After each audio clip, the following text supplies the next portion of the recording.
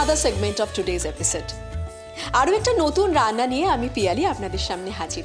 আপনারা জানেন যে ট্রাইব টিভির পর্দায় নেচার পিওর রসনা আসানে আমি আপনাদেরকে এমন বেশ কিছু খাবারের সুলুক সন্ধান দিই, যেগুলোর মধ্যে বেশ কিছু হয়তো আপনারা জানেন, আবার এমন খাবারও থাকে যেগুলো হয়তো আপনাদের কাছে অনেকটাই অজানা ছিল। আজ এমন একটি খাবারের কথা বলবো যেটি কিন্তু বাচ্চাদের কাছে বেশ মনোগ্রাহী হবে। অনেক বাচ্চারা থাকে না যারা ফল খেতে পছন্দ করে না, তাদেরকে কিভাবে খুব সুন্দর একটা মিষ্টি গন্ধের মাধ্যমে আপনারা ফল খাইয়ে দিতে পারবেন সেটাই জানাবো। আবার অনেকে যারা দুধ খেতে পছন্দ করে না, তাদেরকেও কিন্তু একটা ফ্লেভার অ্যাড করে কিভাবে দুধ খাইয়ে দিতে পারবেন সেটাও বলে দেবো। সব মিলিয়ে এই পর্বের রসনা আসানে এবার যে রান্নাটি দেখাবো সেটি যেমন চটজলদি আপনি বানিয়ে নিতে পারবেন, ঠিক তেমনই সেটা যখন পাতে এসে পড়বে তখন প্রত্যেকে বলতে বাধ্য হবে লাজবাব। হয়তো এতক্ষণে আপনারা বুঝতেও পেরে গেছেন, মিষ্টি গন্ধের কথা বলেছি, ফ্লেভারের কথা বলেছি, দুধের কথা বলেছি, ফলের কথা বলেছি, ব্যাস বলাই বাহুল্য আমি ফ্রুট কাস্টার্ডের গল্প করব আজকে আপনাদের সঙ্গে, এবং অফকোর্স আপনাদেরকে বানিয়ে দেখাবো ফ্রুট কাস্টার্ড আসান পদ্ধতিতে। তো এর জন্য প্রথমেই বলবো কি কি লাগছে। আমি এই যে সুন্দর করে কেটে রাখা ফলের থালাটা, সেটার দিকে কিন্তু আপনাদের অবশ্যই দৃষ্টি আকর্ষণ করব।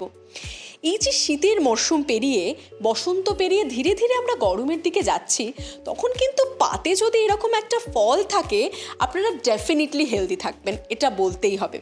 কলা কেটে রাখা আছে, রয়েছে বেদানা, রয়েছে আঙুর, লাল যে বড় আঙুরগুলো হয়, আমরা কিন্তু আজকে ডিশের জন্য সেটাকেই বেছে নিয়েছি, আর রয়েছে কমলা লেবু কুচো করে কাটা। আর একটা জিনিস রয়েছে, সেটা হলো এই ভেজানো আপেলটা।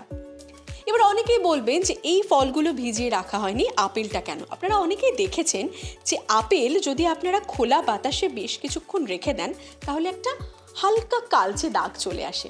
সেটাকে অ্যাভয়েড করার জন্য যখনই আপনারা যে কোনো রান্নায়, অনেক সময় আমরা ফ্রুট চাটনি বানাই, সেটাতেও কিন্তু যখন আপেল অ্যাড করবেন চেষ্টা করবেন আপেলটাকে কেটে রেখে জলে ভিজিয়ে রাখতে। তো আমরাও কাস্টার্ড বানানোর জন্য আপেলটাকে জলে ভিজিয়ে রেখেছি। এবার আসবো ইনগ্রিডিয়েন্টস আর কি লাগছে। দুধ লাগছে কাস্টার্ড পাউডার, গুঁড়ো করে রাখা চিনি রয়েছে, আর গার্নিশিংয়ের জন্য আমি রেখেছি কিশমিশ আর কাজু। এবার মূল প্রণালীতে বরং চলে আসি। এদিকে আমি গ্যাসে দুধটাকে কিন্তু ফুটোতে দিয়েছি। তো দুধটা ফুটছে এবং আমি আপনাদেরকে দেখাবো দুধটা কিন্তু প্রায় ফুটে এসেছে। একদম ফুটন্ত দুধটা হতে হবে। তার মধ্যে একে একে আমরা কিভাবে কাস্টার্ড পাউডার, এখানে রাখা দুধ, চিনি সবটা অ্যাড করব, সবটাই দেখাবো। তার আগে যেহেতু দুধটা ফুটছে, আমি প্রথমে দুধটাকে একটু সিম করে নেব। তাহলে কি হবে, দুধের যে ক্রিমি একটা টেক্সচার থাকে সেটা আপনারা বুঝতে পারবেন। তো দুধটা ফুটছে আর আপনারা দেখতে পাবেন একটা কি সুন্দর ক্রিমি টেক্সচার আসছে। এটা এরকম হোক। এই যে ঠান্ডা দুধটা রাখা আছে, এই ঠান্ডা দুধটার মধ্যে কাস্টার্ড পাউডারটা অ্যাড করব। কাস্টার্ড পাউডারটা কিভাবে অ্যাড করব, এই প্রশ্নটা অনেকের মনেই থাকে।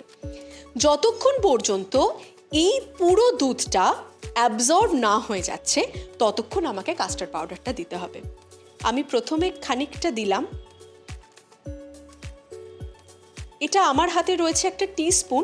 আমি প্রথমে 2.5 টিস্পুন দিয়ে এটাকে ভালো করে মেশাবো। এমনভাবে মেশাতে হবে যেন একটুও লাম্প না থেকে যায়। এরপর এটাকে যখন আমি গরম দুধে ঢালবো তখন কিন্তু আপনারা যখন স্টিয়ার করবেন, গরম দুধটাকে যখন নাড়াচাড়া করবেন, তখন কিন্তু এটা আরও প্রবলেমেটিক হবে। তাই ঠান্ডা দুধেই এটাকে ভালোভাবে মিশিয়ে নিতে হবে। তো ঠান্ডা দুধে কাস্টার্ড পাউডার আমার পুরোপুরিভাবে গুলে নেওয়া কমপ্লিট। যেমনটা আপনাদের বলেছিলাম ঠিক তেমন এসছে কনসিস্টেন্সিটা। এবার এই ফুটন্ত দুধের মধ্যে আমি প্রথমে স্বাদ মতো, আমি দুধ যে পরিমাণ নিয়েছি সেই অনুযায়ী আমি চিনিটা অ্যাড করব। আপনারা যতটা দুধ নেবেন আপনারা সেই অনুযায়ী চিনি অ্যাড করবেন।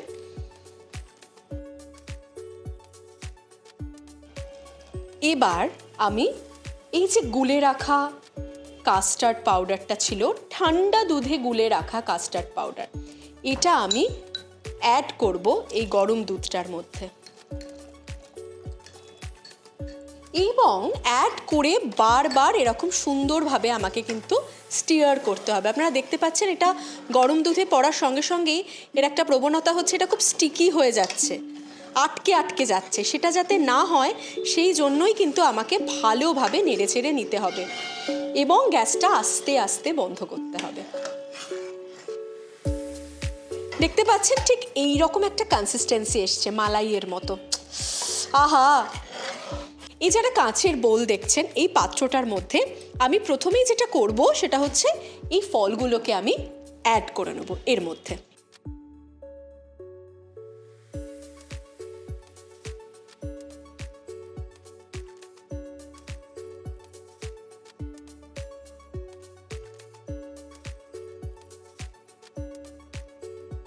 এটাকে এবার ধীরে ধীরে এই বোলের মধ্যে আমাকে এইরকমভাবে নিয়ে নিতে হবে।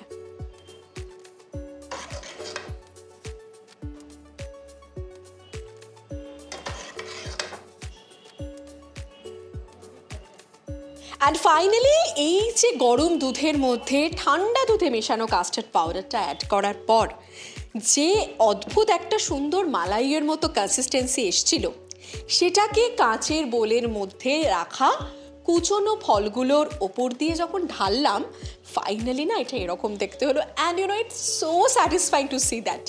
এবং এটার যে স্মেলটা আসছে, ইউ জাস্ট ক্যান্ট ইম্যাজিন। সুতরাং এটা বাড়িতে বানাতেই হবে, আর আমার মতো you must have to be very happy, খুব আনন্দ পেতে হবে। তবে কাজ এখনও বাকি আছে। কি বাকি? এই যে এগুলো সাজিয়ে রেখেছিলাম, এগুলোকে এবার এর ওপর দিয়ে টপিংসের মতন করব এবং ফাইনাল গার্নিশিং করব।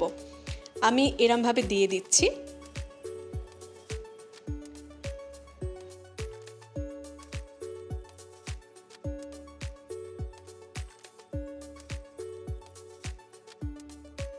ওকে, ফাইনালি কমপ্লিট। কি মুশকিল আসান? বাচ্চারা ফল খেতে চাইছে না, মুশকিল আসান। কারুর কারুর দুধ খেতে একদম ভালো লাগে না, মুশকিল আসান। আর আমরা এরকমভাবেই আপনাদের জন্য রসনা করি আসান।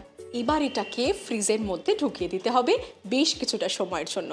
আর তারপর যখন এই গরমকালে এটা খাওয়া হবে না, ইটস অ্যামেজিং, ভীষণই ভালো লাগবে। তাই দেরি না করে চটপট আজকের কি বলেছি উপকরণ মনে আছে, প্রণালীও মনে আছে, দেরি কিসের জন্য, বানিয়ে ফেলুন ফ্রুট কাস্টার্ড।